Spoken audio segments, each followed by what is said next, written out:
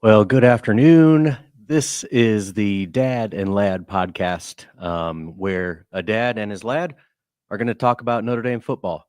If you're on YouTube watching right now, if you can make sure you hit subscribe, click that thumbs up, that like button. That way you're made aware of every time we go live. Also, if you're listening to the podcast, give us a 5-star review so we can help grow our audience there. It is Christmas break. We said we weren't going to go live until the Notre Dame football season was over, and September 7th, I would not have guessed that we would still be going this football season. But we just won the Sugar Bowl, just beat Georgia a few days ago, and we're getting ready for the Orange Bowl down in Miami against the mighty Nittany Lions of Penn State. We are looking forward to that. We're not going to make the trip down there, I don't think, but let's talk about Atlanta when that time comes for the Natty. Again, my name is Chris Fleck. This is Micah Fleck, the lad of the bunch, and we just want to introduce ourselves so you get to know us a little bit as we begin this journey called the Dad and Lad podcast. I have been a Notre Dame fan since as long as I can remember. I would like to say since birth. I was born in South Carolina and probably didn't know any better back then, but ever since I was a wee tot, I've been a Notre Dame football fan, Notre Dame basketball fan, Notre Dame, period. It's my favorite place in the world. We live just about 20 minutes southwest of South Bend and the University of Notre Dame, so it's a place that we get to visit often.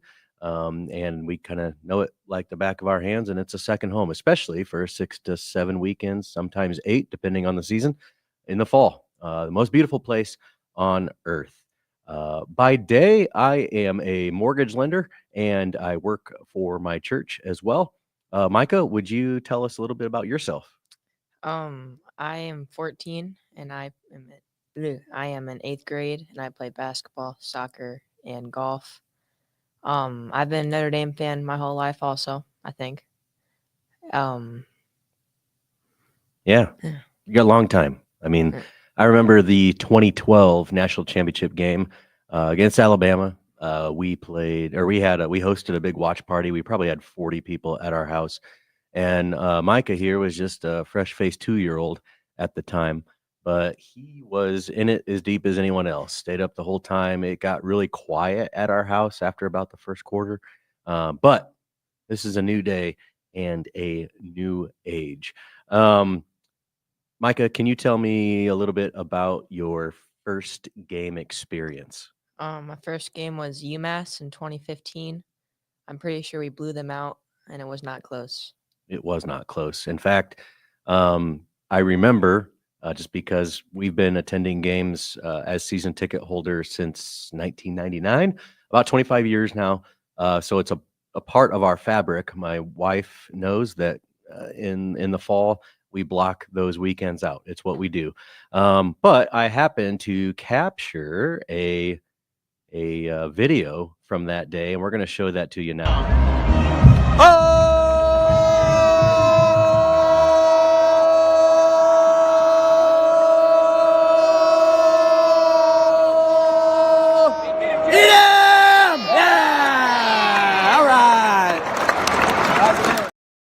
So that was the beginning of the monstrosity that we created with this guy being a Notre Dame football fan. So he's attended many, many games since and kind of learned the rules of being a good 12th man member.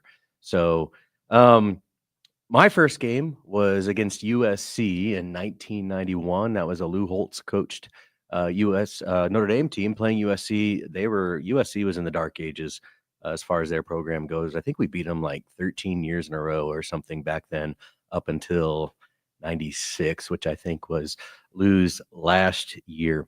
Let's talk about real quick some of our favorite players of all time. Micah, what do you got? I got Chase Claypool and Jeremiah Love. Chase Claypool, the Canadian Chase Hmm Claypool. Is he still on a roster I in the think he NFL? signed with the Bills or Dolphins. Bills or Dolphins? He's out there somewhere, still getting a paycheck, I'm sure. And Jeremiah Love? Yeah, I'll talk about my favorite players, but I think he might be becoming one of my favorites. I don't think outside of Rocket, and I was really young when Rocket Ishmael was on the roster. He was fast, but I think Love might be faster still. Some of my favorite players, again, the Charlie Weiss days when we were successful there. We had Brady Quinn, Jeff Samardzija. Quick story about Jeff Samardzija. Attended Valparaiso High School, which is about an hour west of where we're at. And I attended a high school football game at Penn High School here in Mishawaka or Granger. And Valpo was playing. Jeff Samardzija was playing as well. I wouldn't say playing. Um, he didn't really join the huddles, kind of just trounced about. But once the ball went up in the air, he made the catch. And I'm pretty sure Valpo won that game. At the time, my mouth was much bigger than my head. And I knew he was coming to Notre Dame to play for Coach Willingham back in, that would have been 2003, I think, was his freshman year. And I decided to give him a piece of my mind and say, Coach Willingham is not going to put up with that lack of effort. And his brother, Jeff Smart's brother, I don't remember his name, quickly met me and asked me my name and introduced ourselves. Anyway, we exchanged pleasantries, and I'd like to say I lit a fire under Jeff Smartja that day. Now, granted, he didn't take his talents to the NFL. He took his talents to Major League Baseball and ended up being a very tenured pitcher. I want to say he had a 10 or 15-year career.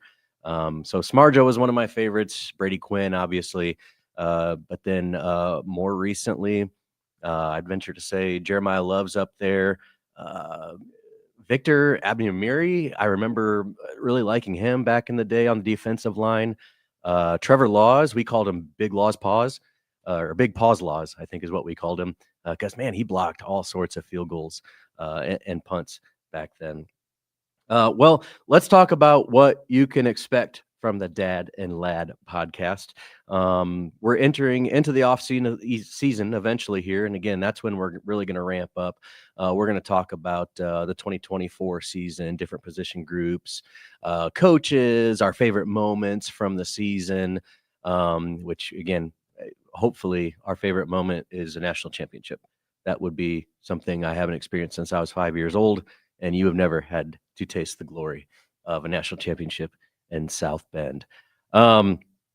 We'll certainly be doing some about bi-weekly episodes during the off season, talking about various things.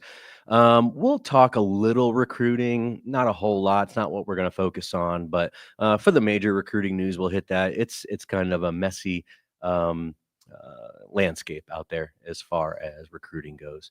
We'll talk some X's and O's a little bit, but we're not really going to get into all that. We want to focus on kind of what it's like to experience Notre Dame football as a father and a son, or a dad and a lad, as this is titled, and kind of the emotion and the tradition that goes into that.